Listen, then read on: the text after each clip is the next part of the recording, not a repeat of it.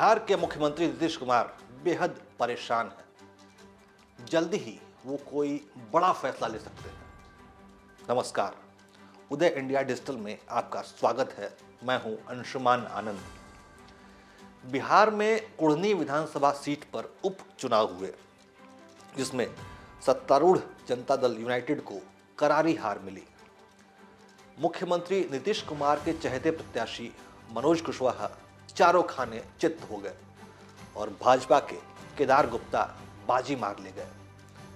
लेकिन इस हार से नीतीश कुमार बेहद आहत महसूस कर रहे हैं, क्योंकि कुढ़नी उपचुनाव को नीतीश ने अपनी प्रतिष्ठा का प्रश्न बना लिया था।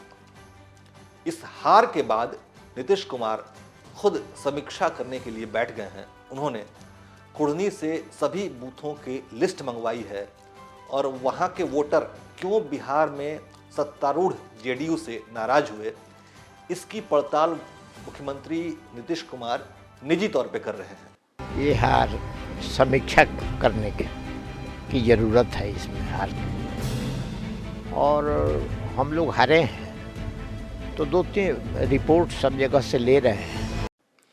कुढ़नी से पहले बिहार के गोपालगंज और मोकामा में भी उपचुनाव हुए थे, जिसमें गोपालगंज में भाजपा और मोकामा में आरजेडी ने अपनी अपनी सीटें निकाल ली थीं।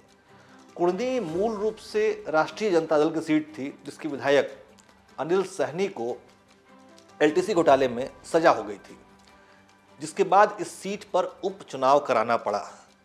जेडीयू ने यह सीट आरजेडी से मांग ली थी और उस पर नीतीश कुमार ने अपने पुराने सहयोगी मनोज कुशवाहा को खड़ा किया, लेकिन उन्हें 3645 वोटों से करारी हार मिली।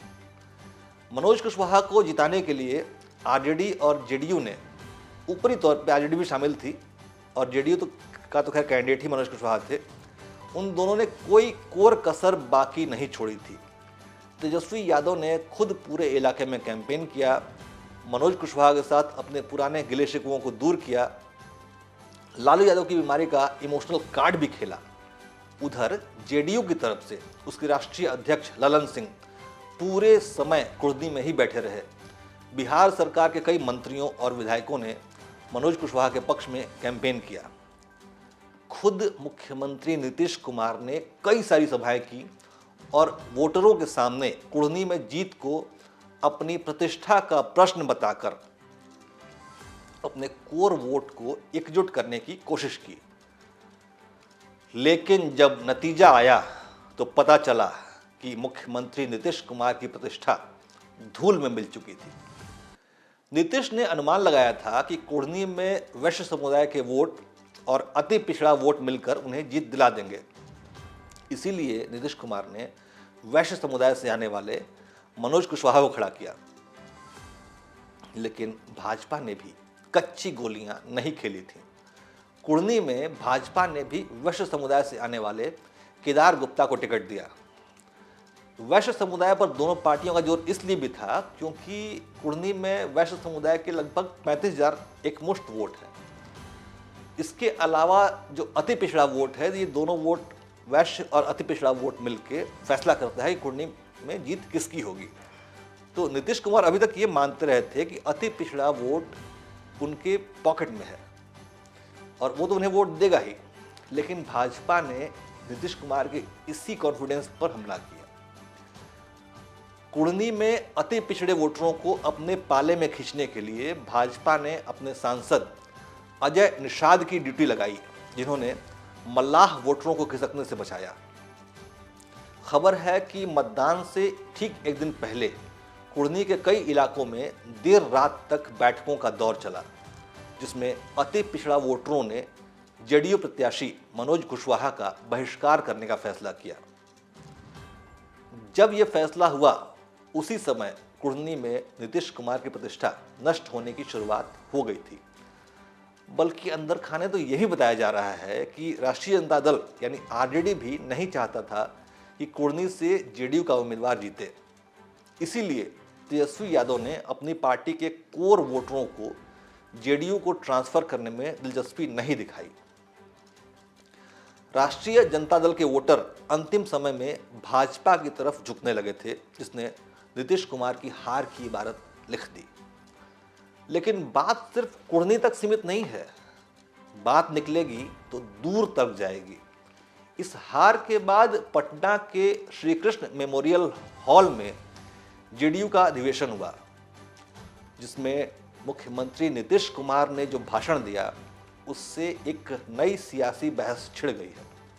नीतीश कुमार ने कहा कि वो अपने वरिष्ठ मंत्री विजेंद्र यादव और अपनी पार्टी के राष्ट्रीय अध्यक्ष ललन सिंह के कहने पर एनडीए से अलग हुए हैं, यानी कि इन दोनों के कहने पर जेडीयू ने भाजपा का दामन छोड़ा था।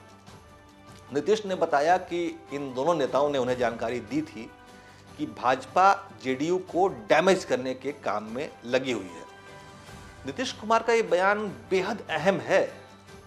उन्होंने भाजपा का साथ छोड़ने की जिम्मेदारी अपने कंधों से उतारकर विजेंद्र यादव और ललन सिंह पर डाल दी है और खुद अपना पल्ला झाड़कर अलग हो गए।